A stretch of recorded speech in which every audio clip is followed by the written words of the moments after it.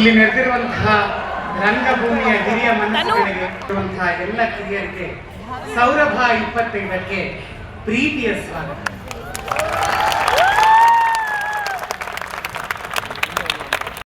ನೀವೆಲ್ಲ ವಿದ್ಯಾರ್ಥಿಗಳಿಗೆ ಮತ್ತೊಮ್ಮೆ ಆತ್ಮೀಯವಾದಂತಹ ಸ್ವಾಗತ. ಎಲ್ಲ ಗಣ್ಯರು ಈ ಮಹಾನಟನನ್ನ ಅನಾವರಣ ಮಾಡಿ ಈ ಪ್ರಶಸ್ತಿಯನ್ನ ಎಲ್ಲರಿಗೂ ಪ್ರಸ್ತುತಪಡಿಸಬೇಕು ಅಂತ ಹೇಳಿ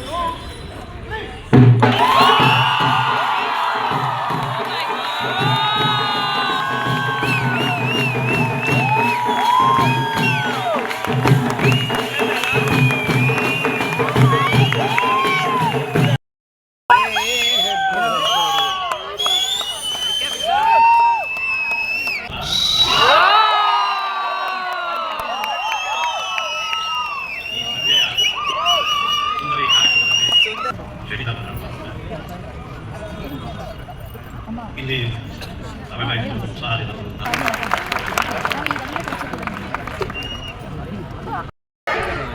ಅನಂತನಾಗ್ ಸರ್ಗೆ ಪದ್ಮಭೂಷಣ ಬಂದ ಮೇಲೆ ದಿನಕ್ಕೆ ಸುಮಾರು 50ರಿಂದ 60 ಕರೆಗಳು ಬರುತ್ತೆ. ಮೇಡಮ್ ಕೂಡ ಹೇಳ್ತಾ ಇದ್ರು 50ರಿಂದ 60 ಕರೆಗೂ ಸರ್ದು ಒಂದೇ ಆನ್ಸರ್, ನಾನ್ ಬರಲ್ಲ, ನನಗೆ ಸನ್ಮಾನ ಮಾಡಬೇಡಿ. ಇಷ್ಟು ಮಧ್ಯ ನಾನು ಸುಮ್ಮನೆ ಒಬ್ಬ ಸಾಮಾನ್ಯನಾಗಿ ಒಂದು ಫೋನ್ ಮಾಡಿದೆ. ಸರ್, ನಮ್ದು ಮಕ್ಕಳಿಗೋಸ್ಕರ ಮಾಡ್ತಾ ಇರುವಂತಹ ರಂಗ ಸ್ಪರ್ಧೆ, ಇದಕ್ಕೆ ನೀವು ಬಂದ್ರೆ ರಂಗಭೂಮಿಯಿಂದ ಪದ್ಮಭೂಷಣ ತನಕ ಹೋಗುವಂತ ಈ ಜರ್ನಿನ ಆ ಮಕ್ಕಳು ಮೈಗೂಡಿಸ್ಕೋತಾರೆ, ಹಾಗಾಗಿ ದಯವಿಟ್ಟು ನೀವು ಬರಬೇಕು ಸರ್ ಅಂತ ಫೋನಲ್ಲಿ ಕೇಳಿದೆ. ಒಂದು ಮಾತು ಕೂಡ ಏನು ಹೇಳಿದೆ, ನಾನು ಬರ್ತೀನಿ ಕಣೋ ಅಂತಂದು ನಿಮ್ಮ ಮುಂದೆ ಅವ್ರ ಬಗ್ಗೆ ಏನ್ ಮಾತಾಡಿದ್ರು ಕಡಿಮೆ. ಅವ್ರ ಮನೆಗೆ ಅವ್ರನ್ನ ವೆಲ್ಕಮ್ ಮಾಡಕ್ ಹೋದಾಗ ಸುಮಾರು 1.5 ಗಂಟೆ ಕಾಲ ಕೂರಿಸಿ ನಮಗೆ ಅವರ ರಂಗಭೂಮಿಯ ಜರ್ನಿಯನ್ನ, ಹಾಗೆ ನಾವು ಅದನ್ನ ಹೇಗೆ ಮೈಗೂಡಿಸ್ಕೋಬೇಕು ಅನ್ನೋದನ್ನ ಹೇಳ್ಕೊಟ್ರು. ಅವರ ರಂಗಭೂಮಿಯ ಜರ್ನಿಯಲ್ಲಿ, ಅವರ ಸಿನಿಮಾ ಜರ್ನಿಯಲ್ಲಿ ನನಗೂ ಕೂಡ ಒಂದು 3 ಸಿನಿಮಾದಲ್ಲಿ ಅವ್ರ ಜೊತೆ ನಟನೆ ಮಾಡುವಂತ ಅವಕಾಶ ಸಿಕ್ತು. ಅದರಲ್ಲಿ ತಮ್ಗೆಲ್ರಿಗೂ ಗೊತ್ತಿರೋ ಹಾಗೆ ಸರ್ಕಾರಿ ಹಿರಿಯ ಪ್ರಾಥಮಿಕ ಶಾಲೆ ಕಾಸರಗೋಡು, ಆ ಸಿನಿಮಾದ ಒಂದು ಸಣ್ಣ ಇನ್ಸಿಡೆಂಟ್ ನಾನು ನಿಮ್ ಜೊತೆ ಹಂಚ್ಕೊಳಕ್ ಇಷ್ಟಪಡ್ತೀನಿ. ಯಾಕೆಂದ್ರೆ ಒಬ್ಬ ರಂಗಭೂಮಿ ಕಲಾವಿದನಿಗೆ ಮಾತ್ರ ಈ ರೀತಿ ಇರೋದಕ್ಕೆ ಸಾಧ್ಯ. ಅವ್ರು ಮೊದಲನೇ ದಿನ ಶೂಟಿಂಗ್ ಬಂದಾಗ ಆ ಸಿನಿಮಾದಲ್ಲಿ ಆಕ್ಟ್ ಮಾಡ್ತಾ ಇದ್ದಂತ ಅಷ್ಟೂ ಜನ ಕಲಾವಿದರು ಮಕ್ಕಳನ್ನು ಸೇರಿಸಿ ಇಡೀ ದಿನಕ್ಕೆ ಮಾಡಕ್ಕಾಗಿಲ್ಲ, ಯಾಕಂದ್ರೆ ಯಾರು ಆಕ್ಟೇ ಮಾಡ್ಲಿಲ್ಲ. ಅವ್ರನ್ನ ನೋಡ್ತಿದ್ದಂಗೆ ಕೈ ಕಾಲು ನಡಕ ಶುರು ಆಗೋಯ್ತು ಎಲ್ಲರಿಗೂ. ಒಬ್ಬನ ಬಾಯಲ್ಲೂ ಡೈಲಾಗ್ ಬರ್ತಿಲ್ಲ, ಯಾರು ಏನು ಮಾತಾಡ್ತಾ ಇಲ್ಲ. ಅವರೇ ಕೇಳಿದ್ರು, ಏನಾಯ್ತು ಪ್ರಮೋದ್? ಸರ್, ಇಲ್ಲ ಸರ್, ಮಕ್ಕಳೆಲ್ಲ ಹೆದರೋಗಿದ್ದಾರೆ. ಹೌದಾ? ರಿಷಬ್ ಹೇಳ್ದ, ಅದಕ್ಕೆ ಸರ್ ಇವತ್ತು ಪ್ಯಾಕಪ್ ಮಾಡ್ಬಿಡೋಣ, ನಾಳೆ ಶೂಟಿಂಗ್ ಮಾಡೋಣ. ಪ್ಯಾಕಪ್ ಮಾಡಿದ್ಮೇಲೆ ಅನಂತನಾಗ್ ಸರ್ ಅಂತಹ ಅದ್ಭುತ ನಟ, ಒಬ್ಬ ರಂಗ ಕಲಾವಿದರಿಗೆ ಮಾತ್ರ ಬರಕ್ ಸಾಧ್ಯ ಈ ತರದ ಯೋಚನೆ. ಅಷ್ಟೂ ಜನ ಮಕ್ಕಳನ್ನ ಕೂರಿಸ್ಕೊಂಡು ಸುಮಾರು 2 ಗಂಟೆಗಳ ಕಾಲ ಅವ್ರ ಹತ್ರ ಇರುವ ಅಷ್ಟೂ ಟ್ಯಾಲೆಂಟ್ಗಳನ್ನ ಮಾಡಿಸಿ, ಅವರ ಬೆನ್ತಟ್ಟಿ ಅವ್ರ ಜೊತೆ ಒಬ್ಬ ಫ್ರೆಂಡ್ ಆಗಿ ಮಾರನೇ ದಿನ ಶೂಟ್ ಅಲ್ಲಿ ಆ ಸೀನ್ಗಳು ಎಷ್ಟು ಅದ್ಭುತವಾಗಿ ಬಂದವು ಅಂದ್ರೆ, ಒಬ್ಬ ರಂಗಭೂಮಿಯ ಕಲಾವಿದರಿಗೆ ಮಾತ್ರ ಈ ತರದ ಅಹಮನ್ನ ಬಿಟ್ಟು, ಅಹಂಕಾರವನ್ನ ಬಿಟ್ಟು, ತಾನು ಒಬ್ಬ ನಟ, ತಾನು ಒಬ್ಬ ಮನುಷ್ಯ ಅಂತ ಹೇಳಿ ಎಲ್ಲ ಮಕ್ಕಳ ಜೊತೆ ಬೆರೆತು ಅಷ್ಟು ಅದ್ಭುತವಾಗಿ ಆ ಸಿನಿಮಾದ ಶೂಟಿಂಗ್ ಅನ್ನ ನಡೆಸ್ಕೊಟ್ರು. ಇನ್ನು ಸೀನು 15 ನಿಮಿಷ 40 second. It was A single take shot. 15 ನಿಮಿಷ 40 ಸೆಕೆಂಡ್ ಒಂದೇ ಒಂದು ಶಾಟ್. ಅದನ್ನ ಮಾಡಕ್ ಆಗತ್ತಾ ಸರ್ ಅಂತ ರಿಷಬ್ ಕ್ಯಾರವನ್ಗೆ ಹೋಗಿ ಕೂತು ಕೇಳಿದಾಗ ನಾವೆಲ್ಲ ಅನ್ಕೊಂಡ್ವಿ, ಅನಂತ್ ಸರ್ ಬೈಕ್ ಕಳಿಸ್ಬಿಡ್ತಾರೇನೋ. 15 ಪೇಜ್ ಇದೆ, 15 ನಿಮಿಷದ ಸೀನು ಒಂದೇ ಟೇಕಲ್ಲಿ ತೆಗಿತೀವಿ ಸರ್, ಹೇಗ್ ಮಾಡ್ತೀರಾ ಅಂತ. ಅದರಲ್ಲೂ ಕ್ಯಾಮ್ರಾ ಮೂವ್ಮೆಂಟ್ ಜೊತೆಲಿ ಅವ್ರು ಒಂದೇ ಮಾತು ಹೇಳಿದ್ದು, ರಿಷಬ್, ಶಂಕರ ನಾನು ನಾಟಕ ಮಾಡ್ಬೇಕಾದ್ರೆ ಒಂದು ನಾಟಕ ಇತ್ತು, ಸುಮಾರು 30ರಿಂದ 32 ಪುಟಗಳು ಮೋನೋಲಾಗ್, ನಾನು ಒಬ್ಬನೇ ಸ್ಟೇಜ್ ಮೇಲೆ ನಿಂತ್ಕೊಂಡು. ಅದಾದ್ಮೇಲೆ ಶಂಕರ್ ಆದ್ಮೇಲೆ ಈ ತರದ ಒಂದು ಸಾಹಸಕ್ಕೆ ನನ್ನ ಕರೆಸಿರೋದು ನೀನು ಕಣ ರಿಷಬ್ ಅಂತ ಹೇಳಿ ಅವನ ಬೆನ್ತಟ್ಟಿ ಆ ಶಾಟ್ ನ ಅದ್ಭುತವಾಗಿ ಮಾಡಿಕೊಟ್ಟು ಆ ಸಿನಿಮಾದ ಎಂಡ್ನ ಇವತ್ತು ಆ ಸಿನಿಮಾ ಏನಾದ್ರೂ ರಾಜ್ಯ ಪ್ರಶಸ್ತಿ ತಗೊಂಡಿದೆ, ನ್ಯಾಷನಲ್ ಅವಾರ್ಡ್ ತಗೊಂಡಿದೆ ಅಂತ ಹೇಳಿದ್ರೆ ಅದಕ್ಕೆ ಕಾರಣ ಇದೆಲ್ಲ ನನ್ನನ್ನ ಹಾಗೆ ನಮ್ಮ ತಂಡವನ್ನ ಹಾಗೆ ಈ ಸಾವಿರಾರು ಮಕ್ಕಳನ್ನ ಆಶೀರ್ವದಿಸೋದಕ್ಕೆ ನಿಮ್ಗೆ ಧನ್ಯವಾದಗಳನ್ನ ಸಲ್ಲಿಸ್ತೀನಿ ಸರ್. ಮತ್ತೊಬ್ರು ಈಗ ತಾನೇ ತಡವಾಯ್ತು ಅಂತ ಹೊರಟರು ನಮ್ಮ ನಾಗರಾಜ್ ಮೂರ್ತಿ ಅವರು. ಅವ್ರ ಬಗ್ಗೆ ಏನ್ ಹೇಳಿದ್ರು ಕಡಿಮೆ.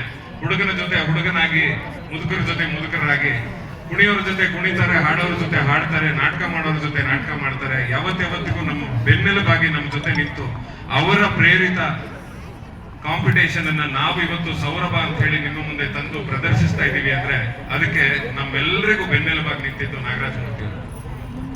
ಏನೇ ಕಷ್ಟ ಬರಲಿ, ತಂಡದಲ್ಲಿ ಯಾರು ಏನೇ ಮಾತಾಡಿದ್ರು, ಅವರ ಹಿಂದೆ ಮಾತಾಡ್ತಾರೋ ಅವ್ರ ಮುಂದೆ ಮಾತಾಡ್ತಾರೋ ಅದು ಯಾವುದಕ್ಕೂ ಕಿವಿ ಕೊಡದೆ ಇವತ್ತಿನ ರಂಗಭೂಮಿಯಲ್ಲಿ ಈ ಹುಡುಗರು ಕೆಲಸ ಮಾಡ್ತಾ ಇದ್ದಾರೆ, ಈ ಹುಡುಗರ ಜೊತೆ ನಿಲ್ಲಬೇಕು, ನಿಲ್ತೀನಿ ಅಂತ ನಮ್ಮ ಜೊತೆ ಬಂದಂತ ನಾಗರಾಜ್ ಮೂರ್ತಿ ಅವರಿಗೆ ನಾನು ಎಷ್ಟು ವಂದನೆಗಳು ಹೇಳಿದ್ರು ಸಾಕಾಗಲ್ಲ. ಅವರು ಇವತ್ತು ಅರ್ಜೆಂಟ್ ಲೇಟ್ ಆಯ್ತು ಬೇರೆ ಕಾರ್ಯಕ್ರಮಕ್ಕೆ ಅಂತ ಹೋದ್ರು, ಬಟ್ ಈ ಇಡೀ 15 ದಿನಗಳ ಕಾಲ ನಮ್ಮ ಜೊತೆ ಅವ್ರು ಇದ್ದೇ ಇರ್ತಾರೆ.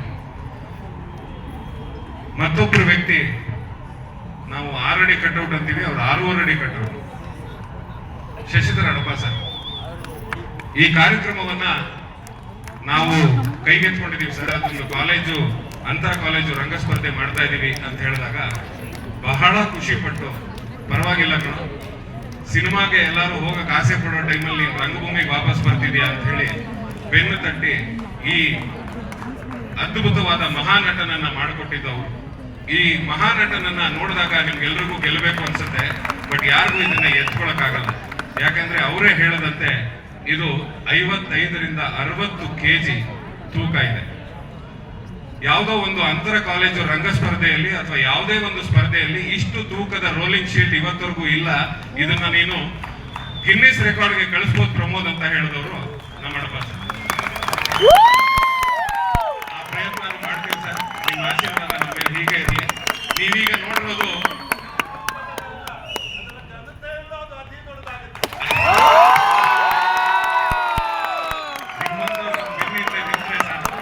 ನಾವು ಈ ಕಾರ್ಯಕ್ರಮವನ್ನ ಈಗ ಬರೀ ರಾಜ್ಯ ಮಟ್ಟದಲ್ಲಿದ್ದೀವಿ, ಮುಂದೆ ನ್ಯಾಷನಲ್ ಲೆವೆಲ್ಗೂ ತಗೊಂಡು ಹೋಗುವಂತ ಪ್ರಯತ್ನ ಮಾಡ್ತಾ ಇದ್ದೀವಿ.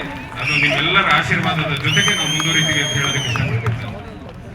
DN ವೆಂಕಟರಾವ್ ಸರ್, ನಾವೆಲ್ಲರೂ ರಂಗಭೂಮಿಗೆ ಎಂಟ್ರಿ ಕೊಟ್ಟಾಗ ವಿಜಯ ಕಾಲೇಜಿನ ಪ್ರಾಂಶುಪಾಲರಾಗಿದ್ರು. ಅಲ್ಲಿಂದ ಇಲ್ಲಿವರೆಗೂ ನಮ್ಮ ಬೆನ್ನು ತಟ್ಟ ನಾವು ಆ ಕಾಲೇಜಿಂದ ಹೊರಗೆ ಬಂದು ಸೌರಭವನ್ನ ರಿಜಿಸ್ಟರ್ ಮಾಡಿ ರಂಗ ಸೌರಭದ ಮೂಲಕ ಹಲವಾರು ನಾಟಕಗಳನ್ನ ಮಾಡ್ತಾ, ಅವ್ರ ದುಡ್ಡಲ್ಲೇ ಸುಮಾರಷ್ಟು ನಾಟಕಗಳನ್ನ ಮಾಡ್ತಾ, ಇದು ಸತ್ಯ, ಅವ್ರ ದುಡ್ಡಲ್ಲೇ ಸುಮಾರಷ್ಟು ನಾಟಕಗಳನ್ನ ಮಾಡ್ತಾ. ಯಾಕಂದ್ರೆ ಎಲ್ಲರಿಗೂ ಗೊತ್ತು ರಂಗಭೂಮಿಯಲ್ಲಿ ಇನ್ಕಮ್ ಏನೂ ಇಲ್ಲ, ಔಟ್ ಗೋಯಿಂಗ್ ಮಾತ್ರ ಇರುತ್ತೆ. ಆದ್ರೂ ನಮ್ಮ ಜೊತೆ ನಿಂತು ನಮ್ಮ ಬೆನ್ನು ತಟ್ಟಿ ಇಲ್ಲಿವರೆಗೂ ಕರ್ಕೊಂಡ್ ಬಂದಿದ್ದಕ್ಕೆ, ಈ ಕಾರ್ಯಕ್ರಮಕ್ಕೆ ಬಂದಿದ್ದಕ್ಕೆ ಧನ್ಯವಾದಗಳು ಸರ್. ಹಾಗೆ ಪದ್ಮನಾಭ್ ಸರ್ ನಮ್ಗೆ ಕಾಮರ್ಸ್ HOD ಆಗಿದ್ರು, ಅಕೌಂಟ್ಸ್ ಅನ್ನ ಹೇಳ್ಕೊಡ್ತಾ ಇದ್ರು. ಆದ್ರೆ ರಂಗಭೂಮಿಯ ಚಟುವಟಿಕೆಯನ್ನ ಅವ್ರಿಗೆ ಗೊತ್ತಿಲ್ವೇನೋ, ಅವ್ರು ಮಾಡಲ್ವೇನೋ ಅನ್ಕೊಂಡಿದ್ವಿ. ಆದ್ರೆ ಅವರ ಹಿನ್ನೆಲೆ ತೆಗೆದಾಗ ಗೊತ್ತಾಯ್ತು ಅವ್ರು ನಮ್ಮೆಲ್ಲರಿಗಿಂತ ಹಳೆಯ ಹುಲಿ ಅಂತ. ಅವರು ಇದೇ ಕಲಾಕ್ಷೇತ್ರದಲ್ಲಿ ಹಲವಾರು ವರ್ಷಗಳ ಕಾಲ ರಂಗಭೂಮಿಯಲ್ಲಿ ತನ್ನನ್ನ ತಾನು ತೊಡಗಿಸ್ಕೊಂಡು, ಆಮೇಲೆ ನಾವುಗಳು ಕಾಲೇಜಲ್ಲಿದ್ದಾಗ ಓದೋದ್ರ ಜೊತೆಯಲ್ಲಿ ಇದನ್ನೂ ಮಾಡ್ಬೇಕು ಕಂಡ್ರು ಅಂತ ಹೇಳಿ, ಇನ್ಫ್ಯಾಕ್ಟ್ ನನ್ನ ಡಿಗ್ರಿಗೆ ಅಡ್ಮಿಷನ್ ಕೊಟ್ಟಿದ್ದೆ ನಾನು. ಅದ್ರ ಹಿಂದಿನ ವರ್ಷ ಇದೇ ಕಾರ್ಯಕ್ರಮದಲ್ಲಿ ಪ್ರೈಸ್ ತಗೊಂಡವರೆಗೂ ನಮ್ಮ ಜೊತೆಲಿರುವಂತ ಪದ್ಮನಾಭ್ ಸರ್ಗೂ ಕೂಡ ಧನ್ಯವಾದಗಳನ್ನ ಸಲ್ಲಿಸ್ತೀನಿ. ಹಾಗೆ ನೀವೆಲ್ಲರೂ ಹಾಡೋದಕ್ಕೆ ಬಂದಿದ್ದೀರಿ, ನಿಮ್ಗೆಲ್ರಿಗೂ ಒಳ್ಳೇದಾಗ್ಲಿ. ನಮ್ಮ ಜೊತೆ ಇರುವಂತ ನಮ್ಮ ಜಡ್ಜಸ್ ಸುಮಾರು ಹೊತ್ತಿಂದ ಕಾಯ್ತಿದ್ದಾರೆ, ಅವ್ರನ್ನು ಕಾಯಿಸ್ತಾ ಇದ್ದೀವಿ. ಆದಷ್ಟು ಬೇಗ ಕಾರ್ಯಕ್ರಮ ಶುರು ಮಾಡೋಣ. ಹಾಗೆ ಎಲ್ಲರಿಗೂ ಧನ್ಯವಾದ ಸಲ್ಲಿಸ್ತಾ ನನ್ನ ಮಾತನ್ನು ಮುಗಿಸ್ತೀನಿ.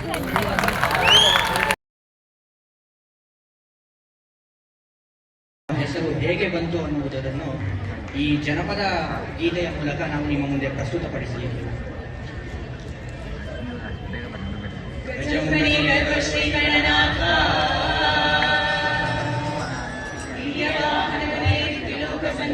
ಶಿವನ ಕುಮಾರನಯ್ಯ,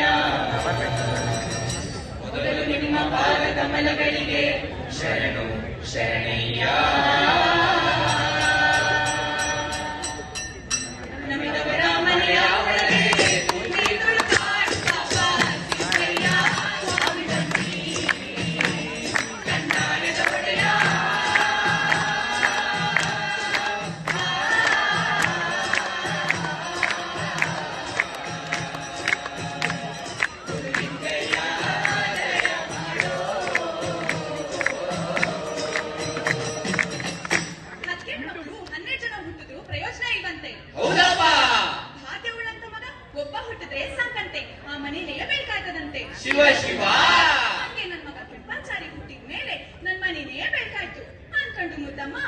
ಮಗ ಕೆಂಪಾಚಾರಿ ಹುಟ್ಟಿ 7 ವರ್ಷ ಆಯ್ತು.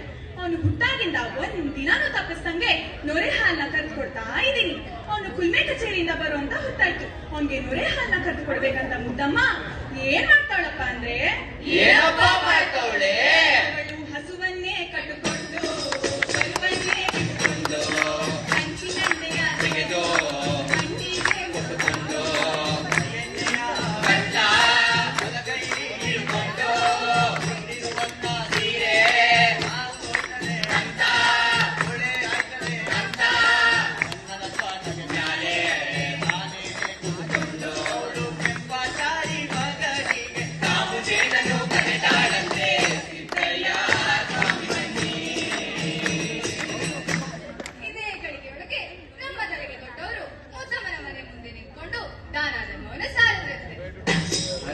ಭಿಕ್ಷಾ ಗುರುದೇವರ ಭಿಕ್ಷಾ ಆದು ಸಂಗೈನವರ ಭಿಕ್ಷಾ ಪರಂಜ್ಯೋತಿಯವರ ಭಿಕ್ಷಾ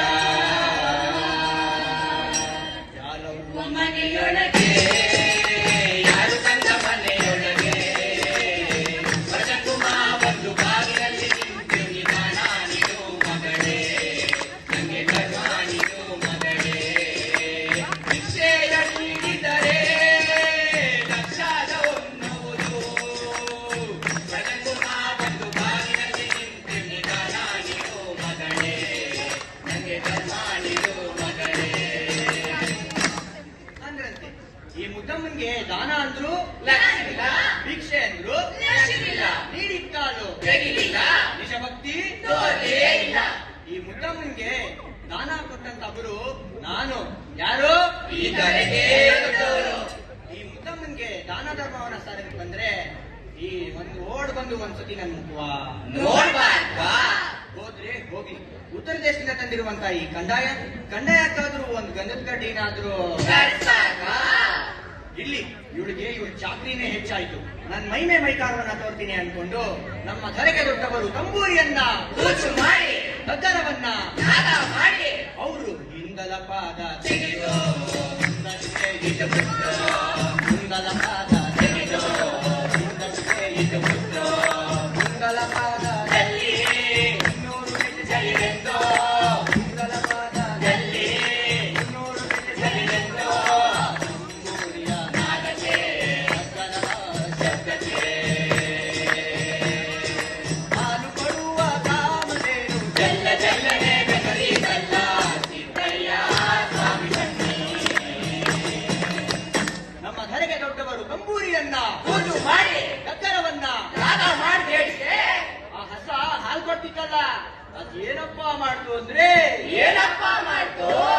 ಹಾಲಿನಂಡೆ ಬಂದು ಹಾಲೆಲ್ಲ ಚೆಲ್ಲೋಯ್ತು, ಅವಳ ಮಂದಿರು ಬಿದ್ದೋಯ್ತು, ಅವಳ ಮನಸ್ಸನ್ನು ಕರೆದೋಯ್ತು, ಅವಳ ಮನೆಗಳು ಬೆಳೆದೋಯ್ತು. ಅವಳು ಎಡಗಾಡೆ ಬೀಳುತ್ತಾಳೆ, ಬಲಗಾಡೆ ಏಳುತ್ತಾಳೆ, ಸಿದ್ದಯ್ಯ ಸ್ವಾಮಿ ಬನ್ನಿ. ನಾನೆಷ್ಟೊತ್ತಾದ್ರೂ ಮುದ್ದಮ್ಮನ ಮನೆ ಮುಂದೆ ನಿಂತ್ಕೊಂಡು ದಾನ ಧರ್ಮನ್ ಸಾರಿದ್ರೆ ಅವಳ ಮನೆ ಬಿಟ್ಟು ಆಚೆಗೆ ಬರ್ಲಿಲ್ವಲ್ಲ. ಇರ್ಲಿ, ನಾನಿನ್ನೊಂದ್ಸಾರಿ ದಾನ ಧರ್ಮವನ್ನು ಸಾರ್ತೇನೆ ಅಂದ್ಕೊಂಡು ಹರದೇವರ ಭಿಕ್ಷಾ ಗುರುದೇವರ ಭಿಕ್ಷಾ ಆಗ ವ್ಯಕ್ತಿ ಬಂತಂತೆ ಮನೆ ಮುಂದೆ ನಿಂತ್ಕೊಂಡು ಯಾವನೋ ಒಬ್ಬ ದಾನ ಧರ್ಮ ಸಾರ್ತವನೆ ಅಂತ ಹಟ್ಟಿ ಹಜಾರಕ್ಕೆ ಗುಡುಗುಡುಗುಡೆ ಗುಡುಗುಡುಗುಡೆ ಗುಡುಗುಡುಗುಡೆ ಓಡ್ ಬಂದು ನಮ್ಮ ಧರೆಗೆ ದೊಡ್ಡವರು ಅಂತ ನೋಡ್ತಾ ಆ ಮಳಸನ್ನಲ್ಲಿ ಹರಿತಿತ್ತಲ್ಲ ರಕ್ತ, ಆ ರಕ್ತವನ್ನ ನೋಡಿ ಮುದ್ದಮ್ಮನಿಗೆ ಹತ್ತು ಬಿಡ್ತು ಬಲು, ಹತ್ತು ಬಿಡ್ತು ಬಲು, ಹತ್ತು ಬಿಡ್ತು ಬಲು. ಎತ್ತಲಿಂದ ಬಂದೆ ನೀನು ಒಂದು ಕಾಲ ಬರಬೇಕೇ ಹಿಂಸೆ ಮಾಡು ಮಕ್ಕಳಿಗೆ ಗೊತ್ತು ಗೊತ್ತು ಒಂದು ಇಲ್ಲ ಇಟ್ಟಿಕೊಂಡಿನ್ನೋ ಮಕ್ಕಳಿಗೆ ಇನ್ನೂ ಬುದ್ಧಿ ಬರಲೇ ಇಲ್ಲ ಸಿದ್ದಯ್ಯ ಸ್ವಾಮಿ ಬನ್ನಿ. ಅಲ್ಲ ಕಡೆಯ ಏನ್ ಕಡೆಯಲ್ಲೇ ಭಿಕ್ಷಾ ಭಿಕ್ಷಾ ಭಿಕ್ಷಾ ಅಂತ ಬರ್ತಿರಲ್ಲಯ್ಯ. ನಿನ್ಗೇನು ಹೊತ್ತು ಗೊತ್ತು ಏನಿಲ್ವೇನಯ್ಯ? ನನ್ ಮಗ ಕೆಂಪಾಚಾರಿ ಹುಟ್ಟಿ 7 ವರ್ಷ ಆಯ್ತು. ಅವನಿಗೆ ಒಂದಿನ ತಪ್ಪಿಸ್ದಂಗೆ ನೊರೆ ಹಾಲು ಕಟ್ಟು ಕೊಡ್ತಾ ಇದ್ದೆ. ಈಗ ಒಂದ್ ಹೊತ್ತು ಹಾಲಿದ್ದಂಗ್ ಮಾಡ್ಬಿಟ್ಟಲ್ಲಯ್ಯ. ನಾನ್ ಹಾಲ್ ಕರಿಯುವಾಗ ಹೆಂಗ್ ಬಿದ್ದೆ ಗೊತ್ತೇನಯ್ಯ? ಹೆಂಗವ್ವ ಬಿದ್ದೆ? ನನ್ನ ಮಂಡಿ ಕಿತ್ತು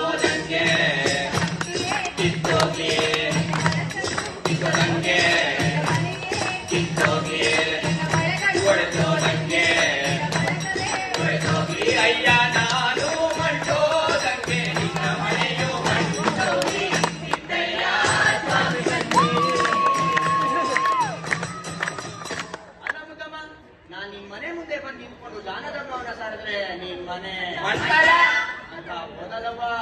ನಾನು ನುಡಿದ ಪರಿ ಹೇಳ್ತೀನಿ ಕೇಳು. ಉತ್ತರ ದೇಶದಿಂದ ಈ ಕತ್ತೂರು ರಾಜ್ಯಕ್ಕೆ ಬಂದಿದ್ದಕ್ಕೆ ನನಗೆ ಅಂತ ಹೆಸರು ಕೊಟ್ಟರು.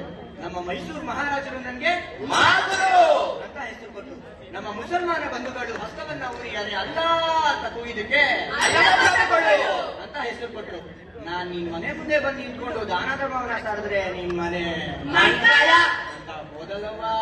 ನೀನ್ ಮೊದಲ ಹೋಗುಳ ಅದ್ನೇ ಶುದ್ಧ ಮಾಡ್ಕೊಂಡು ನನ್ನ ಹೆಸರು ಏನಂತ ಗೊತ್ತಾ ಕಣವಾ? ಮಂಟೆ ಸ್ವಾಮಿ ಅಂತ ಈ ಲೋಕವೇ ಕೊಂಡಾಡ